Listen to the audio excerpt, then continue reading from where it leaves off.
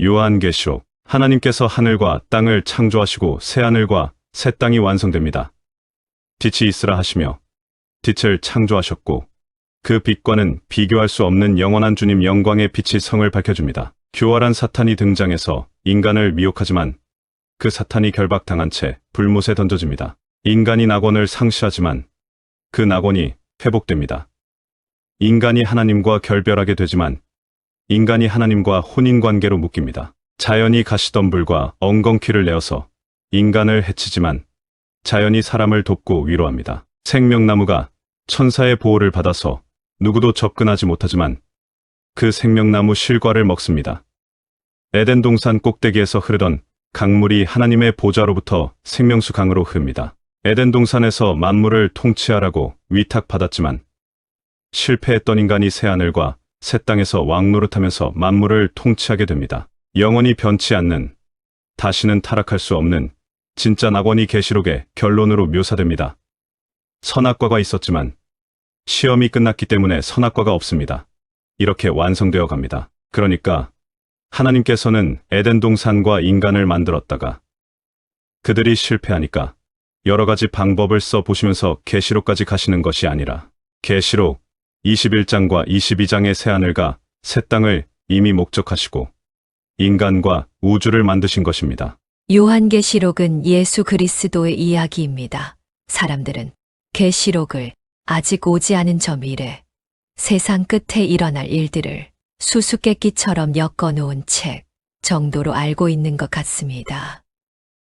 그러나 계시록도 다른 성경과 마찬가지로 예수 그리스도에 관한 이야기입니다. 예수 그리스도로 말미암아 존재케 된 교회가 이 땅에서 겪어야 할 일들을 그려놓은 책입니다. 우리가 그 일들을 잘 견뎌내고 이겨낼 수 있도록 힘과 용기를 주기 위해서 이 땅에 고난을 겪고 있는 실제적인 교회와 천상의 완성된 교회를 동시에 보여주는 책입니다. 너희는 절대 실패하지 않는다. 이렇게 우리에게 용기를 주기 위한 목적으로 기록된 책입니다. 요한계시록은 예수님이 이기신다는 것 한 가지만 알고 가면 됩니다. 지금 가시적으로는 교회가 어려움을 당하고 있는 것 같지만 예수님께서 이미 이기셨고 그로 말미암아 교회는 절대 한 사람의 낙오자도 없이 승리할 것이며 교회는 반드시 새 하늘과 새 땅에 들어가게 된다는 복음이 적혀 있는 책입니다. 그리고 요한계시록은 묵시라는 큰 그림을 보면서 이해해야 합니다. 벌거벗은 아담과 하와를 어떻게 의의 흰옷을 입은 천국 백성으로 만들어가는 가를 기록해 놓은 것이 성경입니다. 요한계시록은 그 성경의 결론 부분인 것입니다. 우리는 계시록을 접근할 때 무슨 수수께끼를 푸는 식으로 접근하면 안 됩니다. 열불이 뭘까? 바다에서 나오는 짐승이 뭐지? 이렇게 접근하지 마시고 먼저 전체적인 그림을 볼 수 있어야 합니다. 이 예언의 말씀을 읽는 자와 듣는 자들과 그 가운데 기록한 것을 지키는 자들이 복이 있나니 때가 가까움이라. 요한계시록 1장 3절. 분명 읽고 듣고 기록한 것을 지킬 수 있다고 합니다. 요한계시록은 다른 책들과 마찬가지로 우리가 이해할 수 있는 복음이 계시되어 있는 책입니다. 하나님은 요한계시록을 쓰실 때 하늘의 비밀을 밝히 계시해 주시기 위해서 쓰신 것이지 감춰둬서 알지 못하게 하려고 쓰신 것이 아닙니다. 계시라는 말 자체가 커튼을 들추고 보여준다는 뜻입니다. 이 요한계시록도 우리가 충분히 이해할 수 있는 내용이라는 전제를 갖고 출발해야 합니다. 그러므로 미리 겁먹지 말아야 한다는 것입니다. 요한계시록을 쉽게 해석할 수 있는데 그 이유는 친절하게 계시록 자체 안에서도 풀어주고 있고 또 구약 안에서 다 풀어주고 있습니다. 구약이 요한계시록을 해석해 줍니다. 요한계시록은 400여 구절 중에 거의 300구절 가까이가 구약의 내용을 인용한 것입니다. 이 말은 우리가 요한계시록을 해석할 때 항상 구약의 사건을 염두에 두고 해석해야 한다는 뜻입니다. 그리고 요한계시록 본문 안에 해석이 들어있기도 합니다. 내 본 것은 내 오른손에 7별의 비밀과 7금 촛대라. 7별은 7교회의 사자요. 7촛대는 7교회니라. 요한계시록 1장 20절. 요한계시록이 그 상징적 내용을 직접 설명하든지 아니면 구약의 사건을 통해 상징적으로 설명하든지 요한계시록은 성경으로 다 풀어지는 것입니다. 함부로 역사적인 사건들을 끌고 들어가서 이것이 무슨 2차 대전이니 이게 무슨 히틀러니 하면서 그렇게 해석하게 되면 많은 오해와 비진리로 치우치게 됩니다. 요한계시록은 하나님의 백성, 즉 교회에게 주는 책입니다. 교회는 신구약 시대를 막론하고 인류의 역사가 시작된 이래 줄곧 있어 왔습니다. 아담, 아벨, 셋, 노아, 에녹 다 교회입니다. 모든 교회들에게 적용이 되는 것이 요한계시록입니다.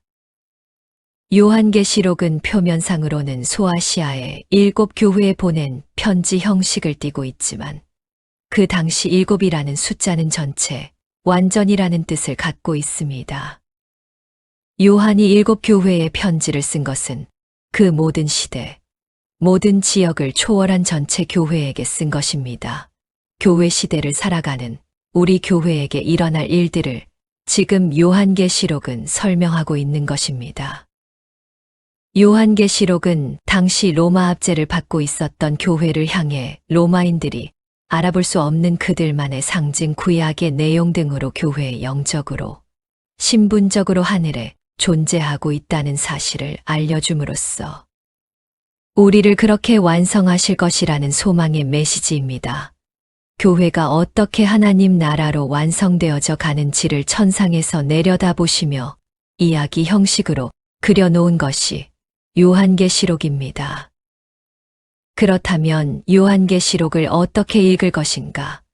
요한계시록은 교회 시대를 통해 이 땅에 쏟아부으시는 재앙은 하나님의 백성들에게는 책망과 회개의 권고요, 믿지 않는 자들에게는 예비적 심판을 하고 계신 것을 보여줍니다.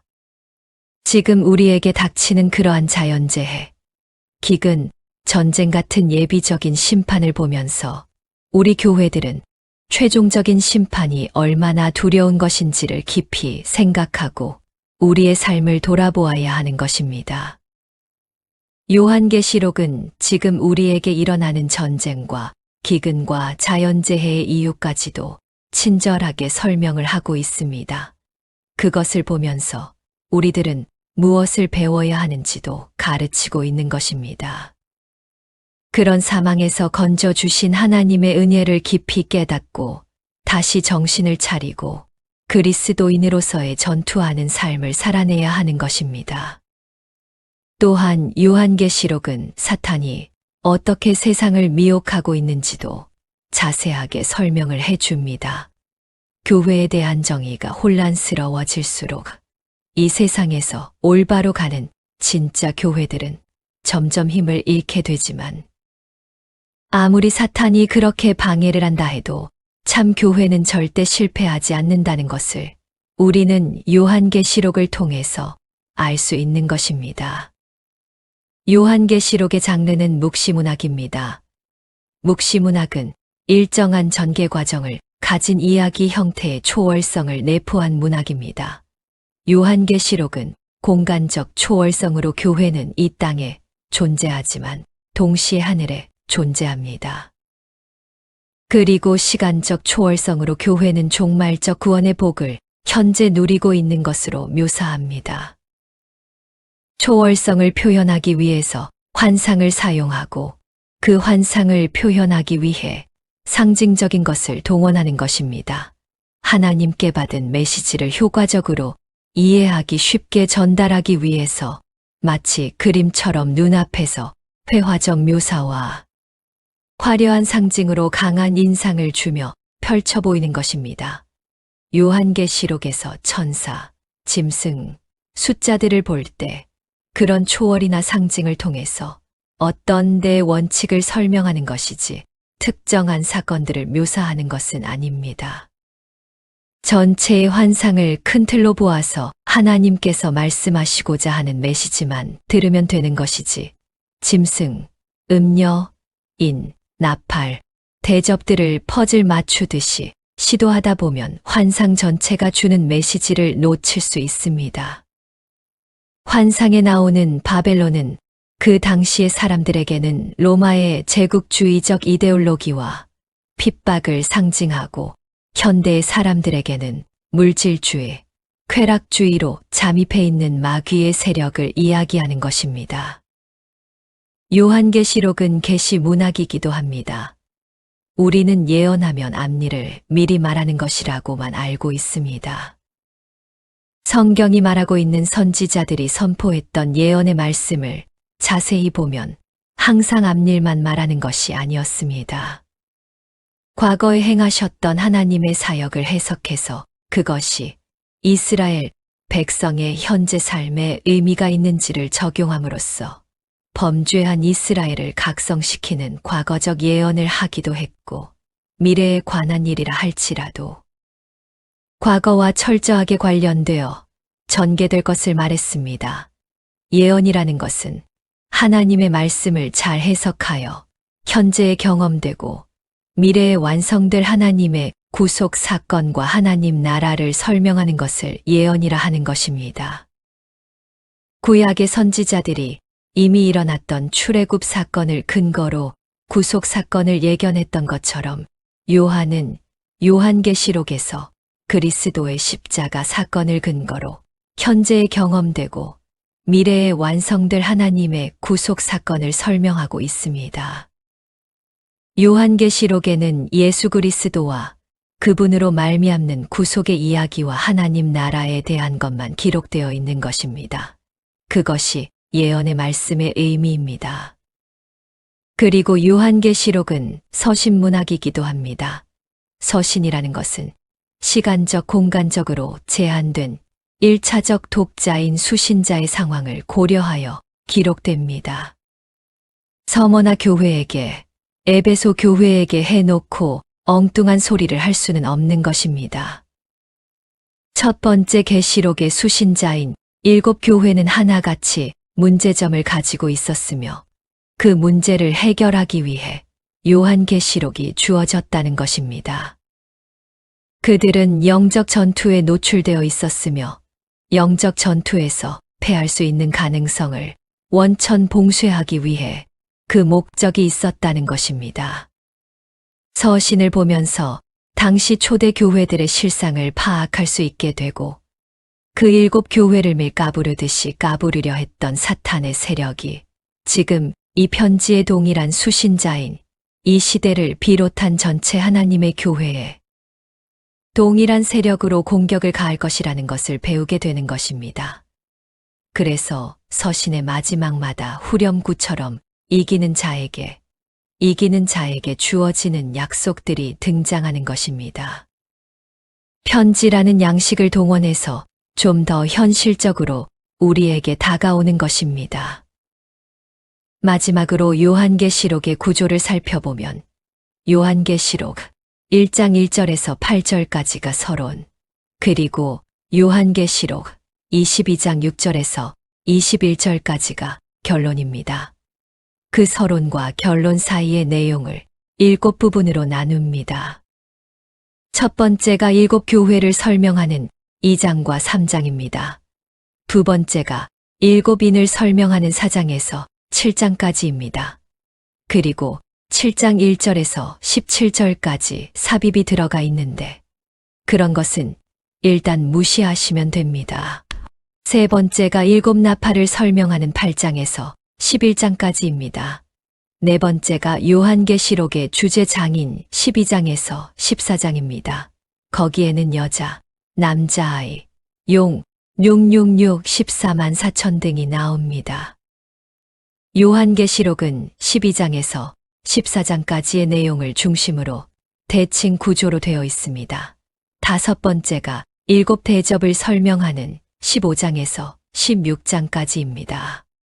6번째가 마지막 심판을 묘사하고 있는 17장에서 21장 8절까지입니다. 7번째가 영광스러운 천국 성취를 보여주는 21장 9절에서 22장 5절까지입니다. 7부분은 또 7개로 나누어집니다. 7교회, 7인, 7나팔, 7대접, 그리고 그 7개로 나누어진 부분은 모두 예수 그리스도의 초림부터 재림까지의 교회 시대를 나타내는 것입니다. 요한계시록을 읽고서도 아무것도 생각나지 않으시면 단 한 가지만 기억하면 됩니다. 예수님이 반드시 이긴다. 그러므로 우리 교회도 이긴다입니다.